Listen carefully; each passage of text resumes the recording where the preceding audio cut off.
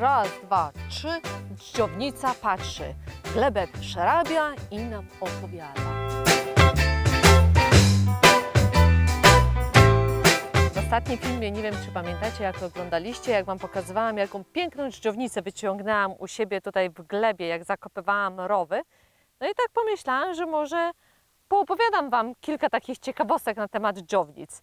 Ale to jest tylko dżdżownica, to jest ta zwykła, ta ziemna. Ona się chyba nazywa gnosówka, czy coś w tym stylu. No dokładnie nie jestem pewna. To nie są te dżdżownice, co przerabiają Wam kompost, to nie są te czerwone, tylko te zwykłe ziemi, co żyją. Najlepsze jest to, że długość ich mamy od 9 cm aż do 30 cm. Nieraz pamiętacie, jak się za dzieciaka kopało gdzieś tam w ziemi i się bawiło tymi dżdżownicami, nie jeden mądry nawet próbował je zjeść. Chociaż to nie było mądre, ale przyznaję się, były takie pomysły. Dużo piasku mają w sobie. Dużo piasku mają sobie. Bo ja jadłem. A, no to właśnie to, co powiedziałam przed sekundą. Ja natomiast pamiętam, jak za łebka jeszcze chodziłam z wujkiem na ryby i to było przynętą. No zawsze wszyscy rybiarze wiedzieli, że to co najlepsza na ryby jest dżdżownica. No dobrze, ale teraz nie chodzi o ryby przecież, prawda? Dobrze, więc zaczniemy od tego, gdzie dżdżownice najlepiej lubią przebywać. W jakim środowisku, w jakiej glebie.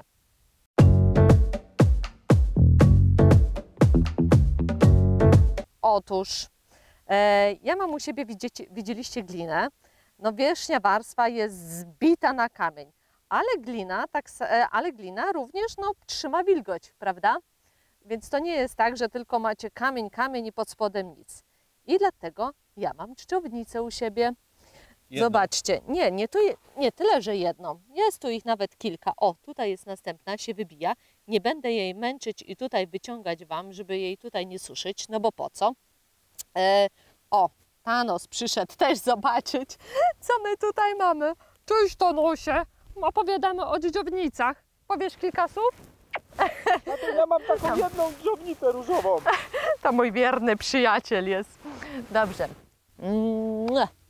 O, a propos, patrzę na jego nos. Nie, to nie była nosówka, tylko rosówka. Ta dżdżownica się nazywa. I ich gatunków, albo może rodzajów dżdżownicy właśnie tej ziemnej na całym świecie według Google'a mówią, że jest około 4000, więc jest naprawdę sporo samych tych dżdżownic ziemnych. Dobra, odchodzimy od liczb i teraz do rzeczy, do konkretów.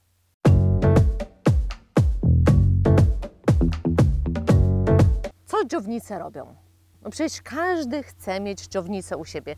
Dlaczego? Słuchajcie, dżdżownice penetrują i robią tunele w głębi ziemi pod powierzchnią.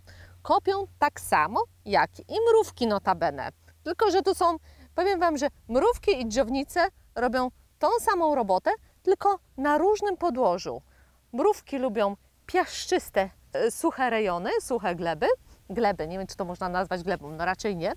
Natomiast dżdżownice lubią bardziej wilgotne, ale tak samo jak i mrówki spulchniają, dostarczają tlen i wodę do głębszych warstw ziemi, przenoszą przecież tak samo materię organiczną, bo wędrują, przecież nie są w jednym i tym samym miejscu, więc są tylko, ojejciu, grubasku, są tylko same pozytywy z posiadania dżdżownic.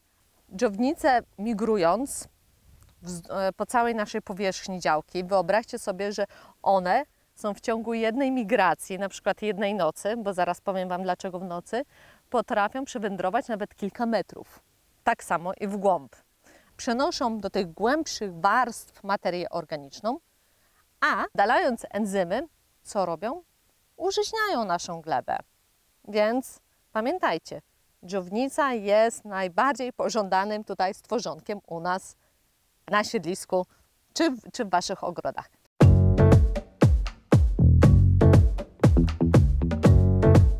Dlaczego dżdżownice, tak jak wspominałam, migrują w nocy? Już Wam opowiadam. No jednak dżdżownice też mają tak jakby są pożądanym posiłkiem przez ptaszki, prawda? Natomiast ptaszki nie będą żerować na dżdżownicę, jak jest mokro, i ciemno. Więc zawsze, jeżeli zobaczycie jakiś taki pochmurny dzień, albo najlepiej jakby popadało, to w tym momencie dżdżownice są w największej aktywności. Wychodzą na powierzchnię i możecie je w tym momencie zobaczyć, jak one sobie tam wędrują i się przemieszczają w następne rejony waszego siedliska. Ptaki w tym momencie, wiadomo, nie wylatują, bo pada deszcz, no im się nie chce. No, dlatego najlepszym okresem właśnie na migrację jest noc, pochmurny dzień i mokry. Dobra, następne. Mówiliśmy o mokrej pogodzie, no a co jak jest zimno i zima?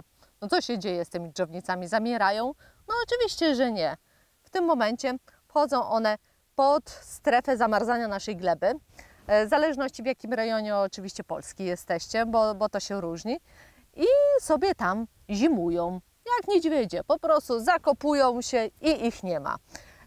No i kiedy jest ich okres po prostu aktywności, zaczyna się na wiosnę. Więc w tym momencie zima jest holiday, a na wiosnę do roboty.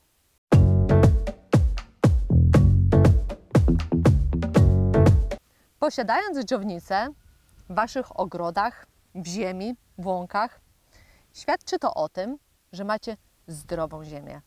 Nie nawożoną jakimiś pestycydami, herbicydami czy jakimiś stosowanymi grzybobójczymi preparatami. Dżdżownice bardzo, bardzo tego nie lubią.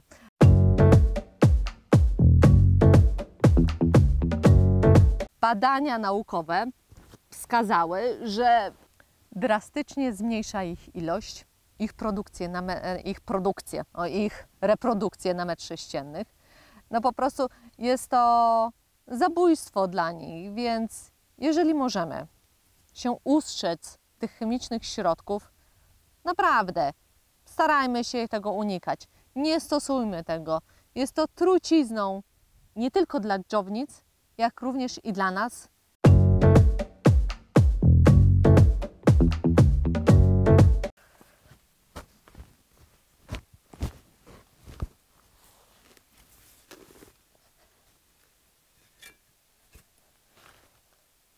Szukamy dżdżownic. Gdzie one są? O, proszę bardzo. Mamy tutaj następną towarzyszkę i zaraz obok niej druga się znajduje. Dodatkowy wskaźnik. Dżdżownica podnosi pH gleby, czyli obniża jej kwasowość.